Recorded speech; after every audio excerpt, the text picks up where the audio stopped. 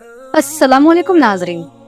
अल्लाह से दुआ है अल्लाह आप सबको खुश व आबाद रखे और आपकी हर जायज़ दुआओं को कबूल फरमाए, आमीन। दोस्तों, हम मुसलमान हैं और हमारा मजहब इस्लाम है।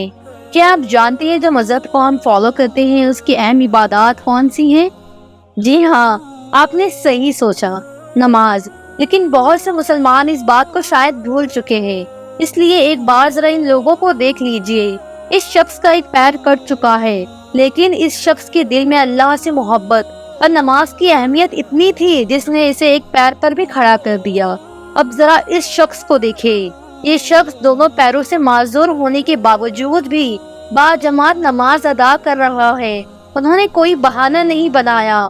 दोनों पैर न होने के बावजूद खड़े होकर नमाज पढ़ रहा है और लेट कर सजदा कर रहा है, वो भी बाजमात। शायद उन्हें पता था कि हमारे नबी सल्लल्लाहु अलैहि वसल्लम ने फरमाया है कि जमात के साथ नमाज पढ़ना अकेली नमाज पढ़ने से 72 दर्जे ज्यादा अफजल है फजीलत के लिहाज से।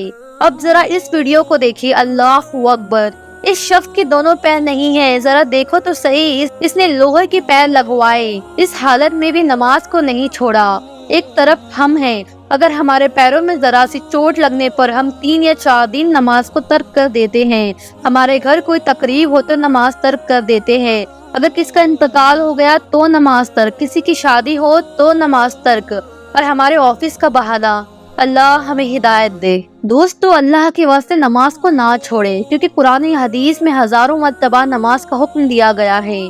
दोस्तों, जो नमाज को छोड़ देता है और छोड़ता ही चला जाता है तो फिर धीरे धीरे उसका दिल इस्लाम से खाली होना शुरू हो जाता है। और दोस्तों, एक हदीस पाक का मफहूम है। इस हदीस के बाद आप खुद अंदाजा लगा सकते हैं कि नमाज को जानबूझकर छोड़ने वाले कितने गुनहगार हैं। हमारे नबी पाक सल्लल्लाहु अलैहि वसल्लम ने इरशाद फरमाया, मुसलमान और काफिर के दरमियान बस नमाज का फर्क है। जिसने नमाज को छोड़ दिया उसने कुफ्र किया। सही मुस्लिम हदीस नंबर 246। दोस्तों, नमाज इस्लाम की बुनियाद है। जो शख्स इस बुनियाद पर अमल करता है वो इस्लाम की बुनियाद पर अमल करता है, और जो शख्स इस्लाम को छोड़ देता है वो अपने इस्लाम की बुनियाद पर छोड़ देता है। जो नमाज पढ़ता है वो अल्लाह ताला के करीब होता जाता है। आखिरत के दिन इंसान को सबसे पहले सवाल नमाज के बारे में किया जाएगा।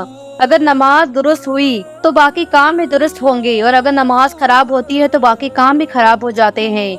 जब आप नमाज के लिए खड़े होते हैं तो आप अल्लाह से बातचीत कर रहे होते हैं, इसलिए हर एक इंसान को सोचना चाहिए कि वो अपने रब से क्या कह रहा है। हुजूर अकरम सल्लल्लाहु अलैहि वसल्लम का इरशाद है कि नमाज मेरी आंखों की ठंडक है। आजकल के दौर में कुछ लोग नमाज पढ़ने में कमी का सामना कर रहे हैं, और ये एक परेशान कुन मौजू है। नमाज इस्लाम का एक अहम रुकन है और हर मुसलमान पर फर्ज है कि वो नमाज पढ़े। इसमें कुछ मुख्तलिफ वजूहात हो सकती है जो लोगों को नमाज पढ़ने से रोकती है। आजकल की तेज जिंदगी में लोगों के पास वक्त की कमी होती है और इसकी वजह से वह नमाजों को अदा करने में मुश्किल महसूस करते हैं। कई बार लोग अपनी दुनिया में मकासद और मोहब्बत में इतने मसरूफ हो जाते हैं कि वह नमाज को भूल जाते हैं। कुछ लोगों को नमाज के दुरुस्त तर्जुमा और मायने समझने में मुश्किल होती है, जिसकी वजह से इनका दिल और रूह नमाज में नहीं जाती। आजकल की टेक्नोलॉजी और सोशल मीडिया की वजह से लोगों की तवज्जो नमाज से हटकर दूसरी चीजों पर होती है। लेकिन ये भी जरूरी है कि मुसलमानों को याद रहे कि नमाज एक अजीम अमल है जिसमें हमारी रूहानियात, तक़वा और इबादत का इजहार होता है। नमाज की पाबंदी हमारे ईमान की अहम अलामत है और इससे हमारे ताल्लुक अल्लाह के साथ मजबूत होता है। नमाज को अदा करने से हमारी जिंदगी बेहतर होती है और हमारा ताल्लुक अल्लाह के साथ मजबूत हो जाता है। या अल्लाह तो हम सब को 5 वक्त की नमाज पढ़ने की तौफीक दे। तो कमेंट में आमीन जरूर लिखिए और चैनल को सब्सक्राइब कर दीजिए, ताकि इस बुरे वक्त में जहां पर चारों तरफ गुमराही फैली हुई है, ऐसे दौर में भी मैं आप तक अल्लाह के नबी मोहम्मद सल्लल्लाहु अलैहि वसल्लम की तालीमात और छोटी छोटी अहादीस पहुंचा सकूं। और दुआ में याद रखें।